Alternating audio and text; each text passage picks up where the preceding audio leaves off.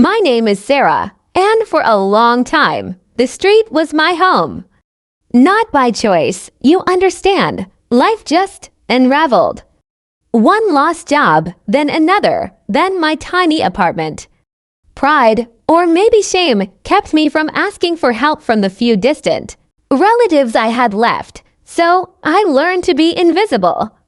I learned which doorways offered the most shelter from the wind and rain, which bins behind fancy restaurants were most likely to yield something edible, and how to make a single cup of lukewarm coffee last 4 hours in a bustling cafe, just for the warmth. The worst part wasn't the hunger or the cold, though they were bad enough. It was the way people looked right through me, like I was a ghost, a piece of discarded trash.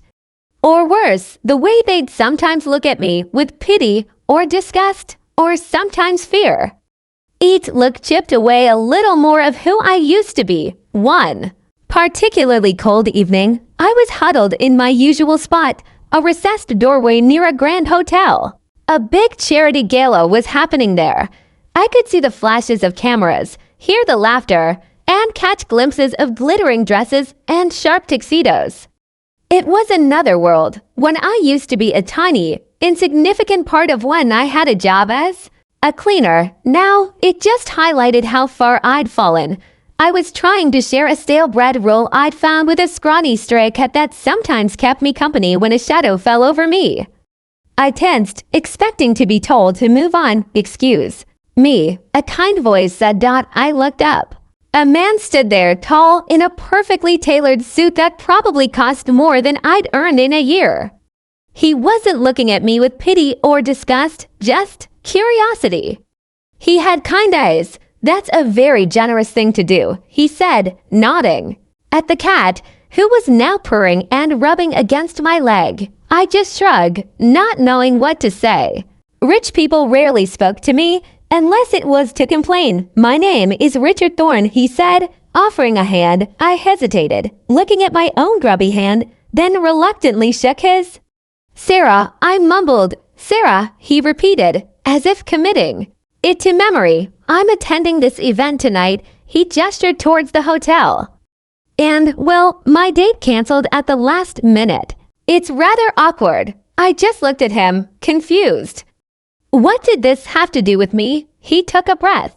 Sarah, this is going to sound incredibly strange, and you have every right to say no, or to think I'm crazy. But would you consider being my guest tonight? I stared. I must have misheard. Me? I finally managed, my voice raspy. Look at me. I can't go in there. Why not? He asked genuinely. We can sort out an outfit. I know some people. A laugh, dry and humorless, escaped. Me. You want to take me? I gestured to my worn clothes, my unkempt hair. To that?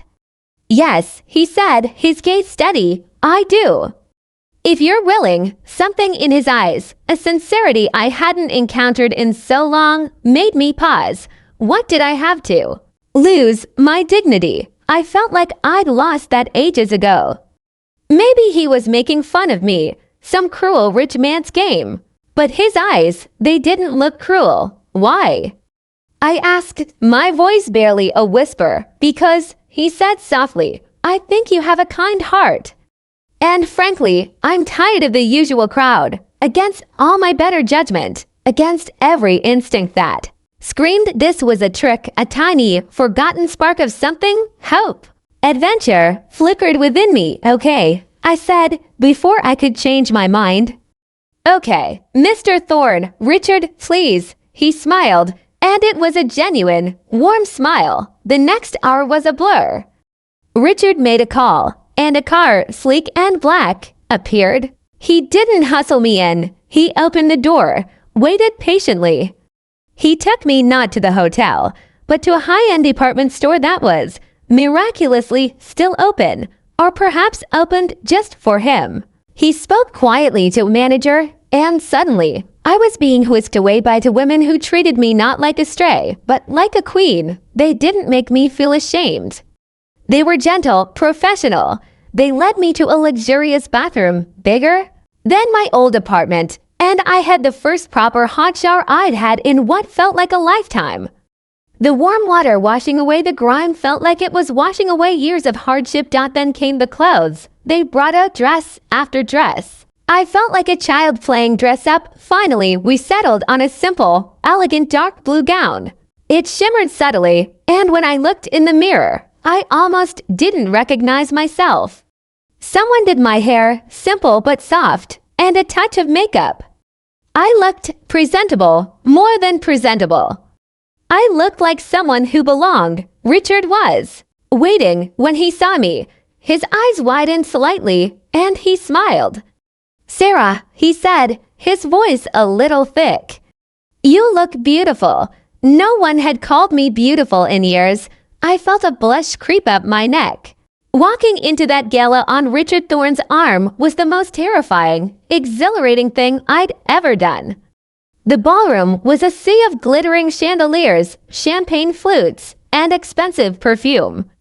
And eyes, so many eyes. As soon as we entered, a hush fell. Then the whispers started. I could feel them, like little pinpricks on my skin. I saw the pointed fingers, the raised eyebrows, the smirks. I heard snippets. Who is that with Richard Thorne? Doesn't she look out of place? Is this some kind of joke? And then the laughter. Not loud, boisterous laughter, but cruel, muffled titters. The kind that's meant to be heard, but also denied. My face burned. I wanted to run, to disappear back into the shadows where I felt safe. My hand instinctively tightened on Richard's arm. He didn't flinch. He didn't look embarrassed. He simply smiled reassuringly at me, placed his other hand over mine, and guided me further into the room as if we owned the place, as if the Snickers were just background noise, like the clinking of glasses. He introduced me to people. "This is Sarah," he'd say, his voice proud and clear. Some were polite, if a little cool. Others barely hid their disdain. One woman, dripping in diamonds, looked me up and down with an expression that made me feel like something. She'd scraped off her shoe. "Sarah who?" she drawled. "Sarah, my very dear friend," Richard replied smoothly, his arm protectively around my waist. Throughout dinner, I felt exposed. I tried to remember table manners I hadn't used in years. I fumbled with the cutlery. I was sure everyone was watching. My every move, waiting for me to make a fool of myself. But Richard kept up a gentle stream of conversation, asking me about things I liked, books I'd read when I could get them from the library, dreams I once had. He made me feel interesting, normal. The laughter and whispers didn't entirely stop, but Richard's calm confidence was like a shield. He never once made me feel like I was an embarrassment or a charity case. He treated me with such genuine respect that it began to bolster my own fragile self-esteem. After dinner, there were speeches. The CEO of the charity, the mayor, then Richard, was invited up. He was a major benefactor. Apparently, he walked to the podium, and the room fell silent. "Good evening, everyone," he began. "Thank you for coming out tonight to support such a worthy cause. We often talk about giving back, about charity, about helping those less fortunate. And it's easy to write a check, to attend a gala, to feel good about ourselves." He paused, and his eyes scanned the room. They seemed to linger on some of the people who had been most openly scornful. "But true charity, true compassion," he continued, "isn't just about money. It's about seeing the humanity in everyone. It's about recognizing that circumstances can change in an instant, that kindness costs nothing, and that judging someone based on their appearance or their current situation is a poverty of the soul." A few people shifted uncomfortably. My heart was pounding. Was he talking about me tonight? Richard went on, his voice gaining strength. "I brought someone with me who has shown me more genuine kindness in a few short hours than I've seen in a long time in rooms like this. Someone who, despite facing hardships most of us can't even imagine, still found it in her heart to share what little she had with an animal, expecting nothing in return." His gaze found me in the crowd. He smiled, my breath caught in my throat. We live in a world that's quick to judge, quick to label, quick to dismiss. We admire wealth and status and beauty, but we often forget to admire simple goodness, resilience, and a true heart. He looked around the room again. Tonight, I was reminded of what truly matters. He then gave a short, eloquent speech about the charity, but his earlier words hung in the air. The atmosphere in the room had changed. The snickering had stopped. There was a new kind of silence, one of thoughtfulness, perhaps even a little shame for some. When he returned to the table, my eyes were shining with inched hairs. "Thank you," I whispered. He just smiled and took my hand. The rest of the evening passed in a strange daze. Some people actually came over to our table, their expressions more curious now, perhaps a little humbled. Richard was gracious to everyone. As the evening began to wind down, Richard turned to me. His eyes were serious, yet incredibly soft. "Sarah," he said, his voice low so only I could hear. What I said up there, I meant every word. "You've reminded me of things I'd forgotten were important." My heart swelled. I didn't know what to say. Then he did something I never, ever, in a million years, would have expected. He slid off his chair and got down on one knee. Right there, in the middle of that opulent ballroom, in front of all those wealthy, influential people, a collective gasp went through the room. This time, it wasn't laughter. It was pure, unadulterated shock. My own jaw dropped. I think my heart stopped beating for a second. "Sarah," he said, taking my hand in both of his. His gaze was locked on mine, intense and full of an emotion I couldn't quite name, but it made my insides tremble. "I know this is sudden, insanely sudden. We've only just met. But I've spent my life surrounded by people who want something from me, who see me as a bank account or a stepping stone. Tonight, with you, for the first time in longer than I can remember, I felt like I was seen for just me. And I saw you, Sarah. I saw your kindness, your strength, your beautiful spirit, even when life has been so cruel to you." Tears were now freely streaming down my face. I couldn't stop them. "I'm not asking you to marry me today or tomorrow," he continued, a small, nervous smile playing on his lips. "That would be truly crazy, but I am asking for a chance. A chance to get to know you, Sarah. A chance for you to get to know me. A chance to see if this feeling I have, this incredible connection I feel with you, could be something real. I'm asking if you'd do me the honor of officially being my date, again and again, and for as long as you'd like. I'm asking if you'd let me try to make you happy, to give you the life you deserve." He reached into his pocket and pulled out not a ring, but a single, perfect white rose. "Sarah," he said, his voice thick with emotion, "will you give us a chance?" The entire room was silent. You could have heard a pin drop. All eyes were on me. But for the first time, I didn't care what they thought. I only saw Richard, his hopeful, vulnerable expression, his kind eyes looking up at me. I thought of the cold doorways, the hunger, the invisibility.